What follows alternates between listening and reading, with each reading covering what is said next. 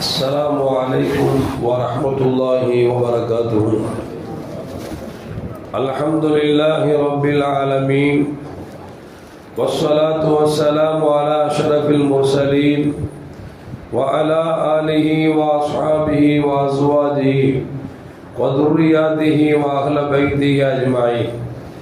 சங்கைக்கும் மென்மைக்கும் உரிய பெரியோர்களே, சகோதரர்களே, எல்லாம் வல்ல அல்லாஹ் ஜல்ல ஜலாலுஹு நாம் செய்யக்கூடிய எல்லா நற்காரியங்களையும் முகஸ்துதியின்றி இஹ்லாஸான முறையில் இறைவனுக்காக மட்டுமே செய்யப்பட்ட நல்வணக்கங்களில் நம் வணக்கங்களை அல்லாஹ் கபூல் செய்து கொள்வானாக. நாம் செய்யக்கூடிய வியாபாரங்களிலும் தொழில்துறைகளிலும் நஷ்டமில்லாத ஹலாலான முறையில் நிரம்ப லாபத்தை பெற்று அந்த லாபகரமான வாழ்க்கை கொண்டு தம் தேவைகளையும் தேவை உடையவர்கள் தேவைகளையும் நிறைவேற்றக்கூடிய நல்ல பொருளாதாரத்தையும் உள்ள விசாலத்தையும் அல்லாஹ் நம் அனைவருக்கும் வழங்கிடுவானாக. கஞ்சத்தனம் என்கிற தீய பண்பை விட்டு அல்லாஹ் நம்மை பாதுகாத்துக் கொள்வானாக. நம்மை இந்த உலகத்தில் வாழ வைக்கும் காலம் எல்லாம் நோய் நொடியோடு ஆரோக்கியத்தோடு வாழச் செய்வானாக. அந்த ஆரோக்கியமான வாழ்க்கை கொண்டு அல்லாஹ் ரசூலை நெருங்கக்கூடிய அனைத்து நல்லவர்களையும் புரியக்கூடிய முத்தகின்களின் கூட்டத்தில் நம்மை ஆக்கி அருள்வானாக. திடீர் மரணங்களை விட்டு தீய மரணங்களை விட்டு நம்மையும் நம் குடும்பத்தையும் நம் சமூகத்தையும் முழுமையான முறையில் அல்லாஹ் பாதுகாத்துக் கொள்வானாக. மருத்துவமனையின் செலவினங்களை விட்டும் வேதனைகளை விட்டும் அல்லாஹ் நம்மை காத்தல்வானாக. நம்மில் யாரெல்லாம் நோயால் பாதிக்கப்பட்டு வீடே கதி என்றும் ஆஸ்பத்திரியை கதி என்றும் அல்லல் பற்றும் அவதியுற்றுவதற்கான அத்தனை மக்களுக்கும் மிக விரைவில் நோயை போக்கி உடல் ஆரோக்கியத்தை வழங்குவதோடு அவர்களை கொண்ட ஒரு குடும்பத்திற்கும் சமூகத்திற்கும் பலன் தரக்கூடிய நல்ல மக்களாக ஆக்கி அருள்வானாக. நாம் இந்த உலகத்தை விட்டு பிரிகிற பொழுது லா இலாஹ இல்லல்லாஹ் முஹம்மது ரசூலுல்லாஹ் என்ற கலிமாவை மொழிந்து ஜன்னத்துல் ஃபிர்தௌஸை கண்ணால் கண்டாக மகிழ்ந்து சிரித்தவனவா வர்ணிக்கக்கூடிய நல்வாக்கியம் பெற்ற மக்களில் அல்லாஹ் நம்மை ஆக்கி அருள்வானாக. மரணித்தும் மரணிக்காத இறைநேசரின் கூட்டத்தில் அல்லாஹ் நம்மை ஆக்கி அருள்வானாக. நாளை மறுமையில கண்மணி முஹம்மது ரசூலுல்லாஹி ஸல்லல்லாஹு அலைஹி வஸல்லம் அவர்களின் திருக்கரங்களால் ஹவுதுல் கௌசர் என்கிற தடாகத்தில் நீர் வருகி அன்னாரின் ஷஃபாத்தை பெற்று அன்னாரின் கலம்பெடுத்து ஜன்னத்துல் ஃபிர்தௌஸ் என்ற உயர்ந்த சொர்க்கத்தில் அவர்களோடு அல்லாஹ் நம்மை சங்கமிக்க செய்வானாக.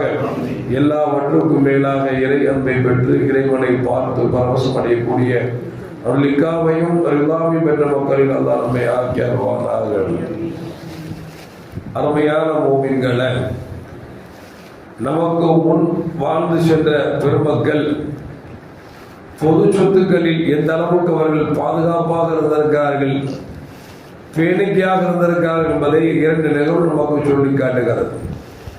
இஸ்லாத்தின் இரண்டாம் ஹலீஃபாவாக இருக்கக்கூடிய சையதுனா உமர் இப்னு கத்தாப் ரலியல்லாஹு தஆலா அன்ஹு இவருடைய ஆட்சிக்கு கீழ் கிட்டத்தட்ட 2.5 லட்சம் கிலோமீட்டர் அளவிற்கு இவருடைய ஆட்சிக்கு கீழ் பல நாடுகள் சரணாகதியானது என்பதை வரலாறு நமக்கு சொல்லி காட்டுகிறது. அவ்வளவு பெரிய ஆட்சி ஆண்டு கொண்டிருந்தாலும் கூட ஒரு கட்டத்தில் அவர்களுக்கு உடல் நலம் குறைவு ஏற்பட்டு விட்டது. எவ்வளவு மருத்துவம் பார்க்கிறார்கள், அந்த நோய்க்கு அந்த மருத்துவம் சரியான முறையில் பரிபூர்ணமான ஆரோக்கியத்தை கொடுக்கவில்லை. ஒரு மருத்துவர் வந்து பார்த்து சொன்னார், உமர் ரலியல்லாஹு தஆலா அவர்களே, இதற்கு நீங்கள் தேனை சாப்பிட்டீர்கள் என்று சொன்னால் அது இந்த நோய் உங்களுக்கு போகும் என்று சொல்லி சையதுனா உமர் இப்னு கத்தாப் ரலியல்லாஹு தஆலா அவர்களுக்கு ஒரு மருத்துவர் வந்து சொன்னார்.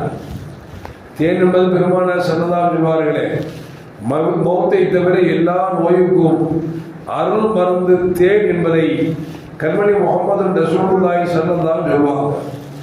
அந்த அடிப்படையில் நீங்க தேனை சாப்பிட்டா உங்களுக்கு ஏற்பட்டு இருக்கிற நோய் போயிடும் அப்படின்னு சொன்ன உடனே இவர் வீட்டில் தேடி பார்க்குறோம், வீட்டில் தேன் இல்லை. தேன் நிறைய இடத்துல வாங்கணும் முயற்சி பண்ணாங்க, எங்கேயும் தேன் இல்லை. பைத்துல் மால்ல மட்டும் வெளியூர்லேருந்து வந்த ஒரு தேன் கொஞ்சம் இருக்கிறது. அந்த தேனை எடுத்துக்கலாமா அப்படின்னு நம்ம மக்கள்கிட்ட கேட்கணும் அப்படின்னு சொல்லிட்டு ஒரு நாள் எல்லா மக்களையும் ஒன்று கூட்டி சையதுனா உமர் இப்னு கத்தாப் ரலியல்லாஹு தஆலா அன்ஹு அவர்கள் மக்களுக்கு மத்தியில் பிரசங்கம் செய்கிறார்கள்.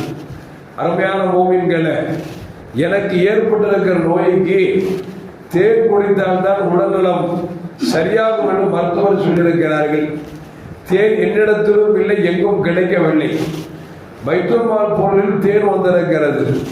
அந்த தேனை நான் எடுத்துக் கொள்ளலாம் என்று சொல்லி எல்லோரும் ஒருமித்த கருத்தில் சொன்னால் மட்டும்தான் நான் எடுத்து உண்ணுவேனே தவிர, அதில் யாராவது ஒருவர் அதிருப்தி தெரிவித்தால் நான் அந்த தேனை சாப்பிடுவது எனக்கு ஹராம் என்று செய்த உமர் கத்தாப் ரலியல்லாஹு தஆலா அவர்கள் தங்களுடைய பயானில் சொன்ன பொழுது இருக்கக்கூடிய எல்லா மூமின்களும் அழ ஆரம்பித்து விட்டார்களாம். உமர் அவர்களே, இந்த தேனை எடுப்பதற்கு எங்களிடத்தில் அனுமதி கேட்க வேண்டுமா? இதற்காக எங்களை ஒன்றுகூட்டீர்கள் என்று சொல்லி எல்லா மக்களும் ஒன்று சேர்ந்து சொன்ன பொழுது உமர் ரலியல்லாஹு சொன்னாங்களாம், இது பொதுமக்களுடைய சொத்து, இது உங்களுடைய சொத்தை நான் தெரியாமல் எடுப்பதோ அது என்னுடைய அதிகாரத்தை கொண்டு எடுத்து உண்ணுவது என்பது நாளை மறுமையில் அல்லாஹ்விடத்தில் பதில் சொல்லியாக வேண்டும். எனவேதான் உங்களை எல்லோரும் அழைத்து அதில் எல்லோரும் ஒட்டுமொத்த கருத்தை நீங்கள் அனுமதித்தால் மட்டும்தான் இந்த தேனை கொண்டு நான் என் நோய்க்கு சரியாக்கிக் கொள்வேன்.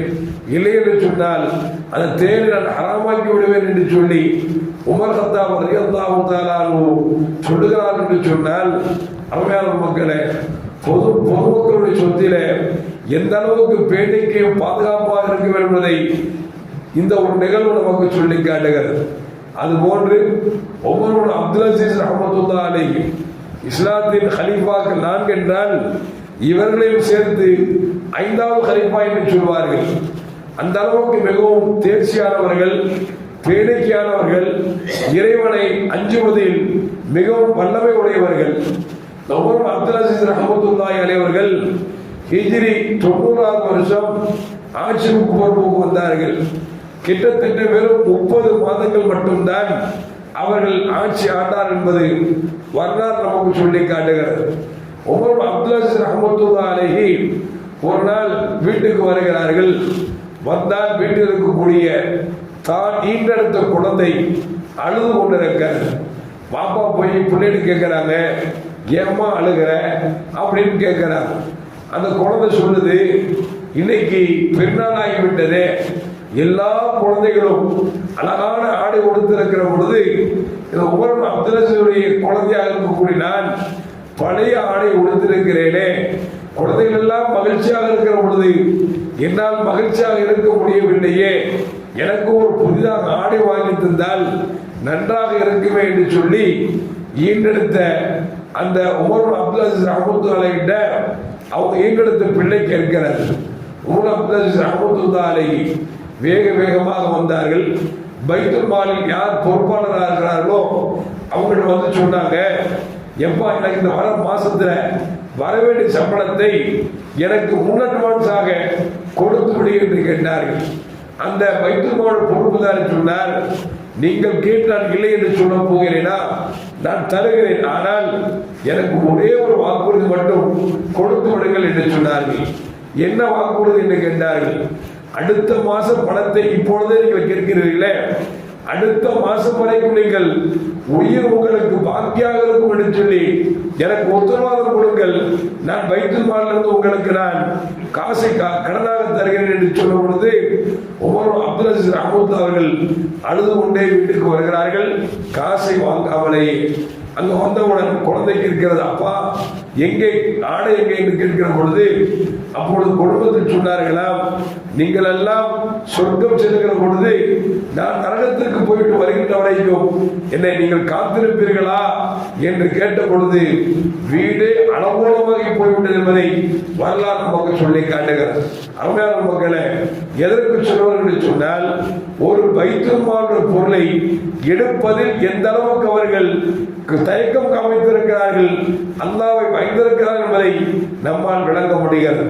இன்னொரு விஷயம், உமர் அப்துல் சொல்றாங்க, நாளைக்கு மறுமையில நீங்கள் எல்லாம் சொர்க்கம் போகிற பொழுது நான் மட்டும் நரகம் போயிட்டு வருகின்ற வரைக்கும் நீங்கள் காத்திருப்பீர்களா என்று கேட்கிறார்கள் என்று சொன்னால் தன் குடும்பத்தை சொர்க்கம் செல்லுகின்ற அளவிற்கு அவர்கள் நல்லொழுக்கம் உள்ளவர்களாக, பத்திரிகளாக, பக்குவமானவர்களாக, இறைநேசர்களாக வளர்ந்திருக்கிறார்கள் என்கிற தகவல் நமக்கு கிடைக்கிறது என்று சொன்னார். அருமையான மக்களே, பொதுமக்கள் சொத்திலே நாம் ரொம்ப கண்ணும் கருத்துமாக இருக்க வேண்டும் என்பதை இந்த இரண்டு நிகழ்வு நமக்கு சொல்லி காட்டுகிறது. எல்லாம் அல்லாஹ் வாழுகிற காலத்தில் இறைவனை பயந்து எதை செய்தாலும் செய்யக்கூடிய நல்ல முத்தகீன்களின் கூட்டத்தில் அல்லாஹ் என்னையும் உங்களை வாழ்க்கை அருள்வானாக. அஸ்ஸலாமு அலைக்கும் வரஹ்மத்துல்லாஹி வபரகாத்துஹு. ஸல்லல்லாஹு அலைஹி வஸல்லம்.